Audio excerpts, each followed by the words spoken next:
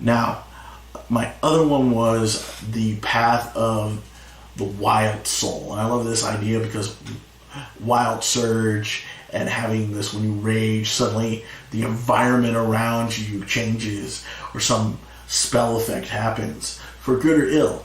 That is beautiful flavor. Connection to the Feywild, not enough Feywild in my opinion in 5th edition. There's a lot of great stuff with this. Easy backstory with this too. You know, change up Barbarossa's background into growing up among the Fey and having been switched at birth. It's classic Fey folklore. And he comes back to mortal realm as an adult, and you know, as he rages, some of that Feywild comes with him. Some of that weave crosses. And you know, one of the great things about this class is the lingering magic. You light up. You're basically a detect magic. You're a magic detector. You know, you've got the detect magic basically at will. You light up in the colors. You can really play that in a lot of different ways. That's really cool. And then the various effects of wild surge are really cool. And then you get at 6th level the ability to channel the magic into people, so you can restore spell slots here. Now that can be really awesome. You know, it's kind of a random thing, but it does go up to I think 6th level with a D6 at level 14.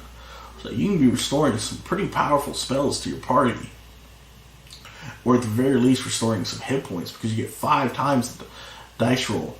So even if a player doesn't have a 4th level spell or 6th level spell and you roll the max on the die, 20, 30 temporary hit points, that's nothing to sneeze at. And then you have Arcane Rebuke, which forces you to make a saving throw while you're raging, and you can use your reaction to deal... when a creature forces you to make a saving throw, you can use your reaction to hit them with 3d6 force damage. That's awesome. I mean, there's a lot to this flavor-wise, uses in this, and it gets your party thinking about what's going to happen when your barbarian is out there raging.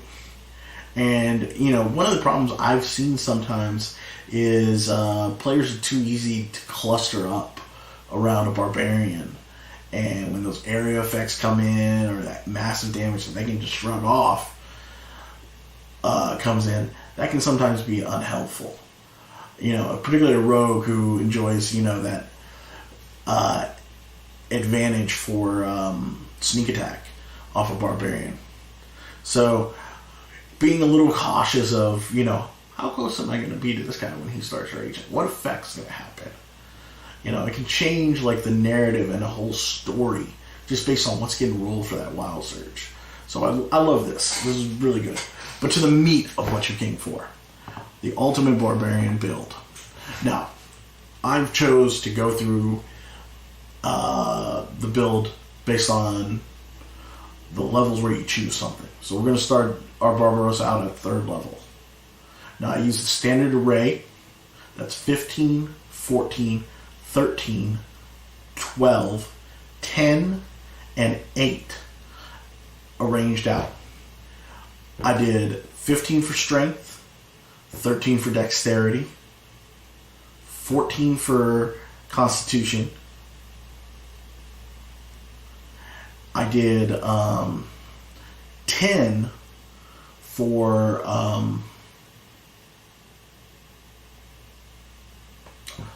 intelligence.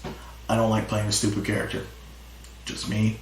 You want to drop that 8 in there? Have at it. Basically, the top 3 here, strength, dexterity, and constitution, are the ones you're going to focus on. And mainly strength and constitution.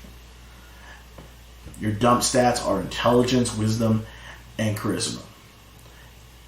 In the order of importance, wisdom is number 1. You can alternate intelligence and charisma. If you want to be a little more intimidating, you want to have that dialogue and things like that, dump your low stat in intelligence and bump up that charisma so you can use that intimidation factor if you want.